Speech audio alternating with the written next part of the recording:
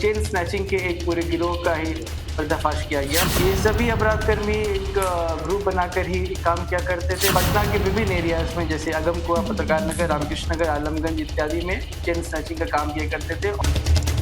3 bike भी बरामद हुआ है, जिसमें से 2 बाइक चोरी का है और एक तीसरा बाइक है। नमस्कार, आप देखना शुरू कर चुके हैं लाइव फुटेज को। मेरा नाम शेख है। पटना में हथियार के बल पर लोगों को निशाना बनाने वाले, महिलाओं को निशाना बनाने वाले और उनके साथ चैन स्नैचिंग की घटनाओं को अंजाम देने वाले कई अपराधियों को पुलिस ने धर दबोचा है। पटना पुलिस ने 6 अपराधियों को धर दबोचा है और इस पूरे मामले को लेकर सिटी एसपी परिचय कुमार ने क्या कुछ बताया है, पहले आप वो सुनिए। क्या मामला है? जी, आपको पटना पुलिस के एक महत्वपूर्ण उपलब्धि के बारे में सूचना देना चाहूंगा।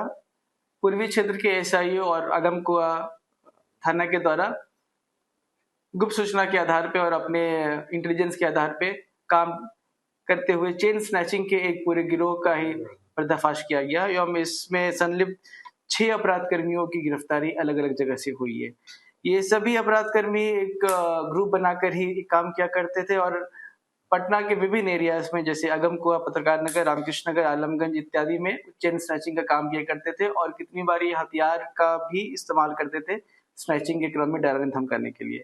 जो गिरफ्तार अपराध कर्मी है उनका नाम इस प्रकार है। पहला है विकास उर्फ बद्री, ये मालसलामी का रहने वाला है। दूसरा राकेश कुमार, अगमकुआ का रहने वाला है। तीसरा मनीष कुमार, यह भी रामकृष्ण नगर का रहने वाला है। चौथा आलोक गुप्ता, ये गर्दनीबाग का रहने वाला है।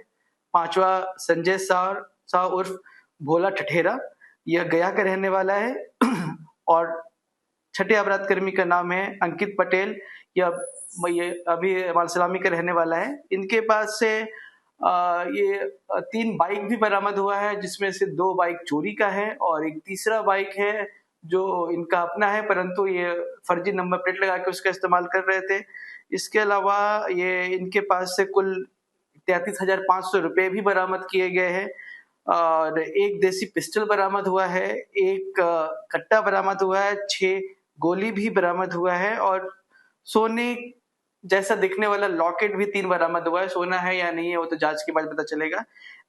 इस पूरे चेन में हमने उस सुनार को भी आइडेंटिफाई किया जिसके पास जाकर ये बेचा करते थे।